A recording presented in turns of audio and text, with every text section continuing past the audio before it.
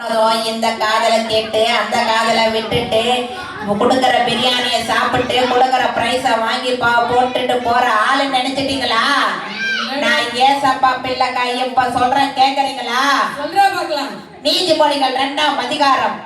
என் மகனே, உன் செவியை ஞானத்திற்கு சாய்த்து உன் இதயத்தை புத்திக்கு அமைய பண்ணும் பொருட்டி நீ என் வார்த்தைகளை ஏற்றுக்கொண்டு என் கட்டளைகளை உன்னிடத்தில் பத்திரப்படுத்தி ஞானத்தை வா என்று கூப்பிட்டு புத்தியை சத்தமிட்டு அடைந்து அதை வெள்ளியை போல் நாடி புதியனை போல் தேடுவதை போல் தேடுவாயாகில் அப்பொழுது கர்த்தருக்கு பயப்படுதல் என்னதென்று நீ உணர்ந்து தேவனை அறியும் அறிவை கண்டடைவார்.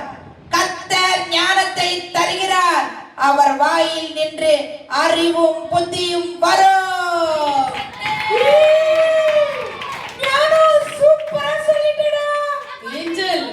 நம்ம இவனை ரொம்ப அற்பமா நினைச்சிட்டோம்ல. ஆமாங்க டீச்சர். நீங்க கூட நான் கூட உங்க கூட சேர்ந்துட்டு அவனை ரொம்ப மோசமா பேசிட்டேன் இல்ல? டேய் ஞானம், சாரிடா. Okay madam. சாரிடா. ஆனா நீ அவளை ஏற்கனவே கிண்டல் அடிச்சியா? ஆமாங்க. கேட்கிற கேள்விக்கெல்லாம் பதில் சொல்லாம போனியா?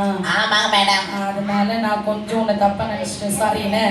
பரவாயில்லைங்க மேடம். நீங்களும் அப்ப ஏசப்பா கிட்ட ஞானம் கேட்டா இவன மாதிரி ஆண்டவர் உங்களையும் மாத்திடுவாருல்ல? ஆமா ஆமா. கேட்பீங்களா நீங்களும்? கேட்பாங்க கேட்பாங்க. நீயே சொல்ற அவங்கள கேட்க சொல்லி. என் பிள்ளைங்களா, நீங்க தினமும் ஏசப்பா கிட்ட ஞானத்தை கேட்பீங்களா? நான் கூட தினமும் ஏசப்பா கிட்ட கேட்டுதான் ஃபர்ஸ்ட் ரேங்க் வாங்கிட்டு இருந்தேன். இனிமே ஞானமும் என் கூட ஃபர்ஸ்ட் ரேங்க் வாங்க போறேன். Hi bye bye bye bye தங்கங்களா. போயிட்டு டீச்சர். ஓகே, ஒரு டான்ஸ் ஆடி வச்சிடலாமா? ஓகேவா?